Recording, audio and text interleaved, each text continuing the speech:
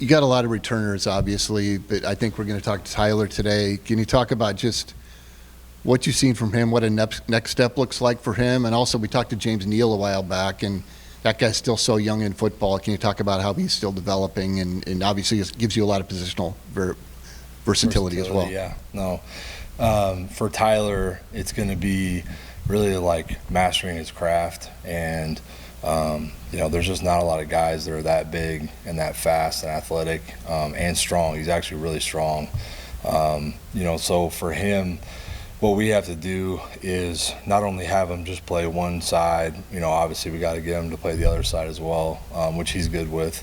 But like when I first got here, he was, I don't remember if he was like 300 or 305, 310, somewhere in there. And it just reminded me of like younger Spencer Brown, same, set, and now he's like 340 pounds with his body fat is really low for his size. And, like perfecting his craft is not just like football, but it's his body, right? And I think he's really got that down now. Physically, I mean, he's a dominant player. The speed off the ball and the confidence, to go with it. He's really become a technician, and that's fun to see too. And to be honest with you, it's helped having JT around, last year, because they could both bounce ideas and stuff off each other. And any O-line coach that's watching this knows what it's like when you have two people that big. They're kind of, the way that they play and you teach them has to be different than the way you teach everybody else. So that's for him.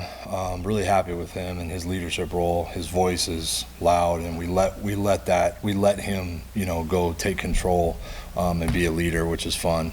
And then for James is like hyper athletic. He can cover so much ground. He can run.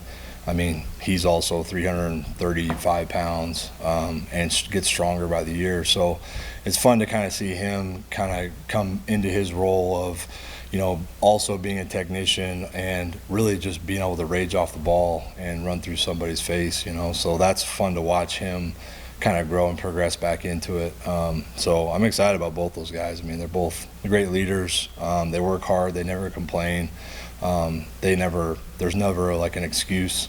They're just tough players that love this place, and we love them because that's how football should be played.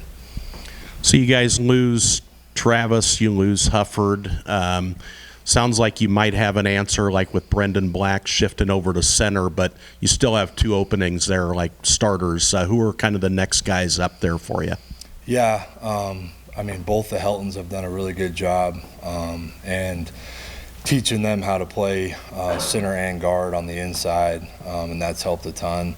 And then obviously you've got Trevor Burr, who's, he's a dog, and then you got Dylan Barrett, who's a dog, that's healthy. And then you have Garrett Rutledge from Council Bluffs. Like, that kid, put him at guard, and he'll run through somebody's face, and he won't. Like, he's stone cold, and, the way we like him around here. So I liked what he's doing on the inside. And then Brendan Black and Jim's 320 pounds. He's the smartest guy on the team. He knows the offense better than maybe some other people that, like even he has like a coaching understanding of the offense. And then Brendan Black's just like, he's a freight train on the inside. And really, when you teach someone how to play center, it does take some time. So really the patience has to be there for us, which it is. And then it's just repetition, really, because it's the way that your arm, when you snap and then you're moving right and left, if you've never done it before, it's like a motor skill. So you really just have to pour reps into that. And he's done a great job. So it's kind of fun this year because you do have a lot of returners, but at the same time, you've got a ton of competition. And we don't have the thing that is different this year than a lot of my previous 2 years here. The first year I was just trying to get him to run off the ball and run through somebody's face. Like, that was like objective one, right? We did that, okay? The second year we had some competition, and we had the ability to play multiple people, because of the system was simplified in a way that they could digest it and then perform. So Obviously, you saw increased production, competition. You saw O-linemen playing tight end. We had 7 O-linemen on the field a lot, and that really helped everybody. And now this year, you have it's a little different because you have returners, but yet, like you said, you have voids. But there's no fear. I mean, the guys are. It's like the O-line room is how it should be. It should be really tight knit when you're in the O-line room, and then we go to the field. Your eyes roll back and you see red. And those guys are like that in individual drills. Those guys are like that in team periods, and that's really what you want. So, trying to hone in and make sure that we are coaching what needs to be coached per position, per player. And I think that's what Coach Campbell does a really good job of almost giving us those like time periods to sit there and address, okay, we need to evaluate this with these players. We need to progress this with this group of players. And that's really what we've been doing kind of right now in the beginning to the middle of spring ball. You hinted at this a little bit, the kind of the progressions the last couple seasons, but in particular coming out of 2024, what as you took a step back and evaluated things, what going into this spring, and what are some challenges for your group? I would say challenges, and this is a credit to the guys we lost, but like Hufford, I don't know if he ever truly got the credit he deserved here, whether that's not anybody's fault. It's just maybe it's the position you playing O-line, but like he's really, really good. And when you look at like the production that he had and the position versatility that he had and like the performances, if you broke it down by game and what we asked him to do, he's really hard to replace.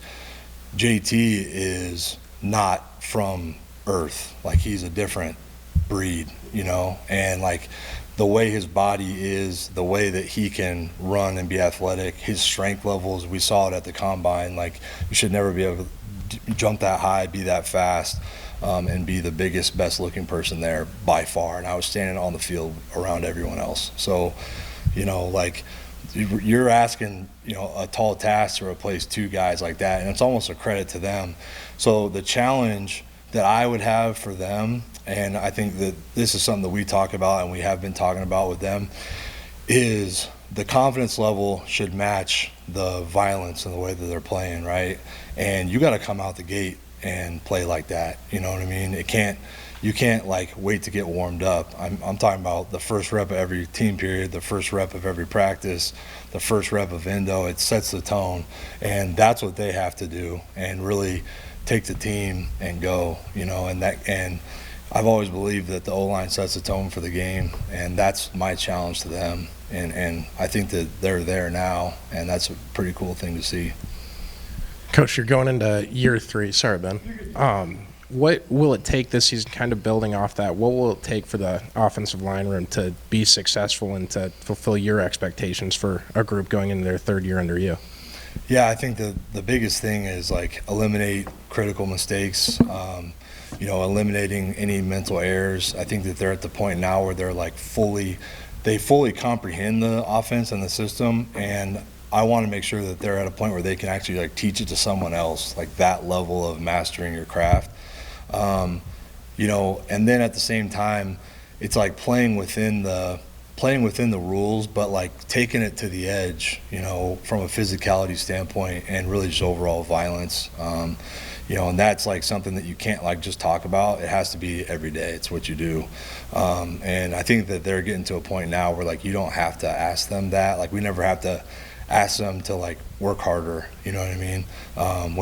Or be more violent or whatever, run faster, hit harder. Like it's just what they do. And a credit to our team and our defense, like practicing against those guys, like if you are slow, you're going to get lit up pretty hard. So it's like you can't really take those moments off. It's not even just plays, it's just moments. So kind of a long answer to that question, but I'm just really curious now, who's the most violent player you've ever been around or seen? Trevor Penning. Yeah, that's the person I would never hold the bag for ever in my career. I mean, I've seen him do things that you should never be allowed to do on a football field. I mean, he was like had no. It's hard to even describe. I mean, he was injured, but played through it. Like the toughness piece was never a question. It wasn't even just like the way he fought. I mean, he was like a hockey player in their prime. You know what I mean? Like the biggest person out there. If fighting was legal, I mean, he would have been the best one at it. But it was really like he could take his body and his workload to the next level, and it didn't matter. Like if it was a walkthrough, you had to tell him to slow down at walkthroughs, and you had to really be careful like who you put in front of him, because like he would run him over. It didn't matter if it was like a player or coach, whoever was standing there. You know what I mean? So yeah, he kind of set the tone. And then as you're trying to figure out a couple things up front, how important is it, or what kind of advantage is it to bring back Rocco and bring back Carson Hansen and Abu Sama? Yeah, it's huge. Obviously, like as an O-line coach, as an O-lineman, like you're the quarterback's #1 fan. Like not just me, but like it has to kind of be ingrained in them. Like anything you have to do to protect the quarterback, that's your job. That's the reason why you're here. I think we've done a really good job of that last 2 years of keeping them clean. But at the same time, like any hit shouldn't be, you should take it personal. And like if you're not thinking that way as an O-lineman or as a coach, like you probably don't love this game and or coaching O-line or playing O-line. Like anytime those running backs are like delivering hits down the field, and really like the thing that kind of goes unsung between those guys is like with the running backs and the tight ends, a tight end is like an offensive lineman for half the game, and then he's got to know every single pass concept, every screen, every formation, every shift in motion, because 90% of the time it's them doing the shift in motion. So they're really like offensive linemen. And then the running backs, it's the same thing. You ask them to in pass pro to go stick their face right into a linebacker, his throat in the hole, and you're looking at him and he's 210 pounds. You know what I mean? Like, so we all have a lot of respect for the running backs and the tight ends and how they play and their pride that they take also in keeping the quarterback clean.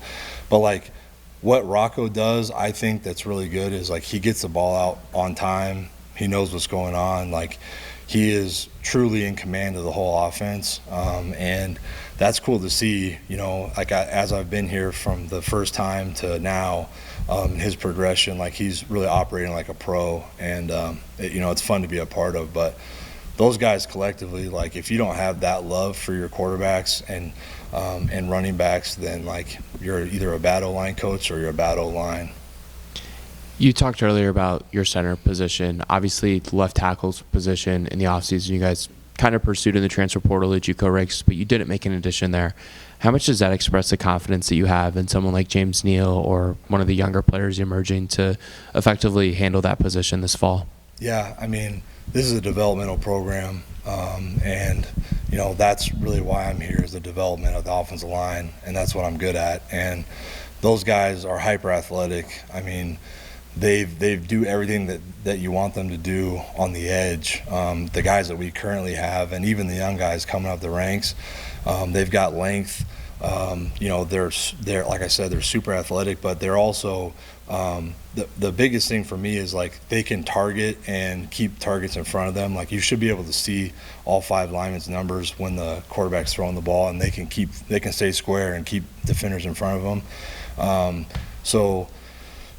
For us, like we're going to develop the guys that want to be here, that want to play here, that love this place. And that's what I love about the guys we have committed, the guys that we're bringing in as recruits. They love this place and they want to be here. And, that goes a long way in my book for sure, and Coach Campbell's book. And I'm sure all the fans hearing that would be like, yeah, I agree. You know what I mean? Like we want people that want to be here, and that like kind of back to your question, it's like what would you do to protect the quarterback? You know what I mean? Like me personally, any of the quarterbacks I played for, like I would die for those guys on the field. I would have no issues with it, not even a second thought, because I took my job really serious, and I love those guys like they were like my brother. You know what I mean? So you kind of got to have that mentality, and then you got to trust that your guys can develop. And playing center, you take a look inside, you got some like big, strong guys now, whereas before you didn't have that.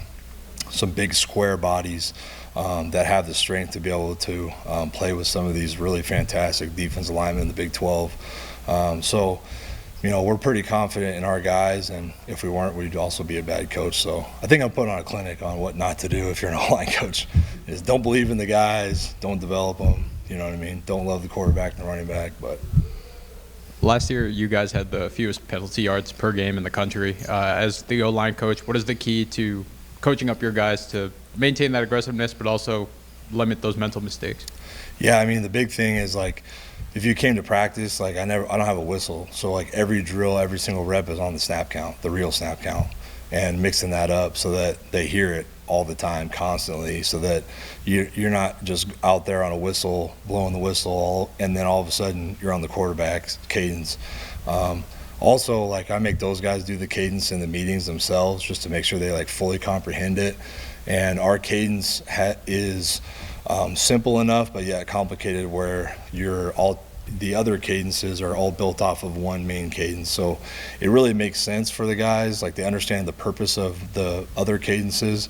And as a coach, like, if you're not going on the cadence, and that's really obviously just false start, but, like, playing legally, the pads that we purchase, they're obviously meant to keep your hands inside. The sleds that we hit, the target area is about that big. So, like, if you miss it, you're going to miss it and your face is going to go right through it. So we try to, like, put as many limiting factors as we can on that in practice. And, like, that's our job as coaches. So, and then really honestly discipline. Like, if any of the linemen jump off sides, like, you don't, as a coach, if you came and watched it, you wouldn't see me say anything to them. They would just go off on the side, start doing up downs. It's just kind of like the way that it goes. And, like, that level of discipline, the first guy to say anything would be like a Tyler Miller and yell at those guys and get them over there to do up downs. You know what I mean? And those are the best old lines, when they can, like, really self-police themselves. And it's a pretty cool thing to have.